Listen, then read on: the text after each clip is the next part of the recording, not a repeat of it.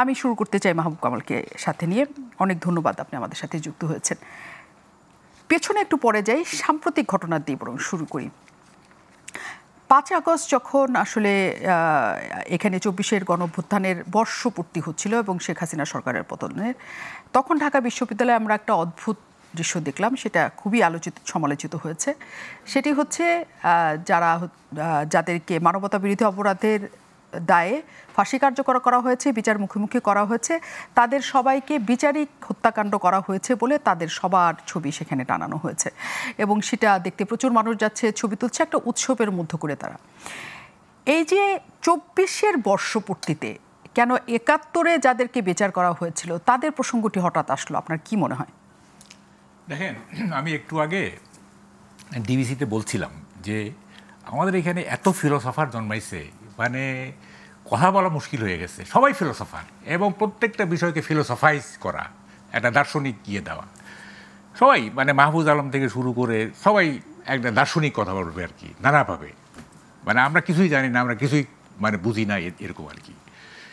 দেখেন, আজকে আমি এই যে বললেন না যে কনফ্রন্টেশন মুক্তিযুদ্ধ এবং 24-এর, আজকে আমি আমাদের অফিসে একটা নিচে এই চায়ের দোকান, সেখানে আমি আলাপ করতেছিলাম, তো ফাইজলামি করতেছিলাম। আমি বললাম আমি এনসিপিকে একটা সাজেশন দিতে চাই।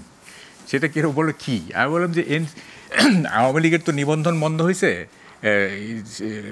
বাতিল করা হয়েছে, তো নৌকা মার্কাও তো আওয়ামী লীগের নাই। এনসিপি যেন নৌকা মার্কা নিয়ে ইলেকশনটা করে, মানে ইলেকশন কমিশনকে বুঝায় টুজায়া করলে হবে কি, গ্রামের অনেক মানুষ যারা নৌকা মার্কাকে মনে করে বঙ্গবন্ধুর দল, তারা ভোট দিবে, এনসিপি জিতে যাবে।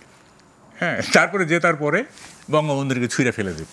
কেন মনে হচ্ছে যে নৌকায় জিতে যাবে? সেখানে ওইখানকার মানুষ এখনো নৌকাকেই ভালোবাসে, কেন মনে হচ্ছে এতদিন পর? আপনি গ্রামে যান, গ্রামের একটা অশীতিপর বৃদ্ধ, অশীতিপর একটা নারী, তাকে জিজ্ঞেস করেন, সে বলবে কি জানেন? অশীতিপর, আমি 54 সাল থেকে নৌকা মার্কে ভোট দিই। হ্যাঁ, সে বলবে। এবং মানে এই রাজনীতির ঘোর প্যাঁচ তো তারা বুঝে না, গ্রামের মানুষ এই সমস্ত ঘোর প্যাঁচ বুঝে না, তারা একটা ধৈরা আছে যেটা সেইটাই। আমরা তো নাগরিকরা মানে এগুলো করতেছি, গ্রামের সাধারণ মানুষ কিন্তু এরকম না। আচ্ছা দেখেন, এই কি বলে যে কেন এই অ্যাবসার্ড ফিলসফিটা আপনারা পার্সিউ করতেছেন যে মুক্তিযুদ্ধ থাকবে না বা মুক্তিযুদ্ধের থাকবে না, চিহ্ন থাকবে না, কেন এই অ্যাবসার্ড ফিলসফি? এটা কি কখনো বাস্তবায়নযোগ্য? দেখেন, মানুষের জীবন কি? মানুষের জীবন হচ্ছে কিছু স্মৃতির সমষ্টি।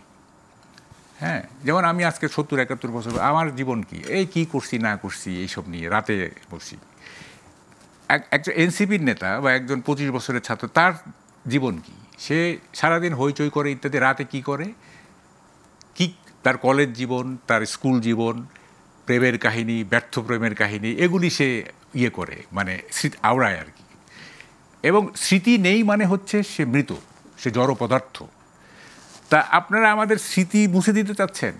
মুক্তিযুদ্ধ তো আমাদের একটা স্মৃতি না, তারা বলছে যে মুক্তিযুদ্ধ থাকবে, কিন্তু সেটা কখনো হাতিয়ার হিসেবে থাকবে না। 47 যেমন ছিল, অন্য আন্দোলন যেমন ছিল, অন্য হাতিয়ার হিসাবে, শুনেন, হাতিয়ার হিসেবে থাকুক, এইটা তো আমরাও চাই না। হাতিয়ার হিসেবে কেন থাকবে? যেমন ধরেন, গত আমলে যখন গত সরকার যখন বঙ্গবন্ধুকে বিভিন্ন কর্নারে স্থাপন করতেছিল, বিভিন্ন বঙ্গবন্ধু নিয়ে রীতিমতো একটা কি বলে অশ্লীল ব্যাপার চলতেছিল, তখন আমি এক লেখায় লিখছিলাম যে আপনারা একটা কাজ করেন, ঢাকা সিটির নাম মুজিব সিটি রেখে বাকি সব ফেলে দেন, আর কোথাও বঙ্গবন্ধুর নামে কিচ্ছু থাকতে পারবে না, কিচ্ছু থাকতে পারে, শুধু রাজধানীর নাম হবে মুজিব সিটি। যেমন হোচিমিন সিটি আছে, তারপর ধরেন ওয়াশিংটন, হ্যাঁ আছে, একটা করে বাকিগুলো ফেলে দেন। তো আমরা তো মুক্তিযুদ্ধকে সেলিং পয়েন্ট করা বা মুক্তিযুদ্ধকে ক্যাশ করা, এটা তো আমরাও চাই না। এটা এটা এটা এটা একটা জঘন্য ব্যাপার। হ্যাঁ, সেটাই তো এনসিপির ওরা চাচ্ছে, সেটাই তো চাচ্ছে। কি চাচ্ছে তারা? যে মুক্তিযুদ্ধকে কোনো রকম রাজনৈতিক হাতিয়ার না। হ্যাঁ, ওইটুক বলুক, কিন্তু এই যে 5ই আগস্টের পরে মুক্তিযুদ্ধের স্মারকগুলো যে ভেঙে ফেলা হলো, হ্যাঁ, এনসিপি এটাতে জয়েন করে নাই, করছে তো। ইভেন বিএনপিও তো এইগুলিতে কিছু প্রতিবাদ করে নাই। দেখেন, এটা খুব দুঃখজনক। আমি একটা টক শোতে বলছিলাম যে ধরেন ঘটনাচক্রে 71-এ জিয়াউর রহমান যুদ্ধ করতে করতে শহীদ হয়ে গেলেন, মানে হাইপোথেটিক্যাল, তাইলে তো বিএনপি নামক কোনো দল হইতো না। এবং তারেক রহমান তখন শিশু ছিলেন, এখন তার বয়স যা আছে তাই হইতো, তাই না?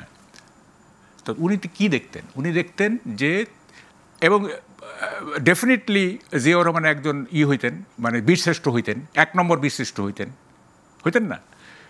তো যখন বীরশ্রেষ্ঠদের মূর্তিগুলি ভাঙা হচ্ছিল, তখন তারেক রহমানের কি মনে হতো? আমার বাবার মূর্তি ভাঙা হচ্ছে, হয়তো না? অথচ দেখেন এই বিএনপি এতগুলি কাণ্ড ঘটলো, হ্যাঁ, এতগুলি কাণ্ড ঘটলো, কোথাও কোনো ধরনের প্রতিবাদ নেই, কোনো প্রতিরোধ তো দূরের কথা, প্রতিবাদ পর্যন্ত নেই। খুবই দুঃখজনক।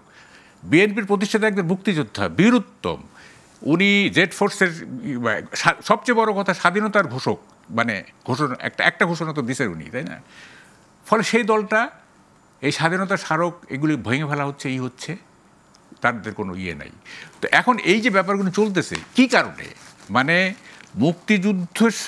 মুক্তিযুদ্ধ কি মানে বারাভাতে ছাই দিছে এনসিপিকে বা মুক্তিযুদ্ধের বিপক্ষের শক্তি যেগুলো, হ্যাঁ, এখন বারাভাতে ছাই দিছে, ওরা থাকবে 24-এর তো একটা গ্লোরি আছে, তাই না? 24-এর একটা গ্লোরি আছে, সেটা থাকলো, যে পরিমাণ থাকার কথা সেই পরিমাণে থাকলো।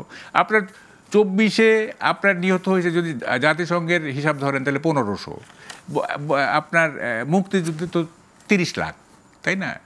তো ওটা তো আরও গ্লোরিয়াস, তাই না? আরও গ্লোরিয়াস না, আরও নির্যাতন, আরও কত কত কত কিছু হয়েছে। তা আপনি ওই এত বড় গ্লোরিয়াস ঘটনাটাকে আপনি মাইনাস করে, 30 লক্ষকে মাইনাস করে আপনি 1500কে গ্লোরিফাই করতে। আপনার কাছে আমি প্রশ্ন রেখে যাই, কেন তাহলে মাইনাস করার আপনি বলছেন মাইনাস করার চেষ্টা চলছে, তাহলে মাইনাসটা করে আসলে কি লাভ হবে? আমি আপনার কাছে আসব।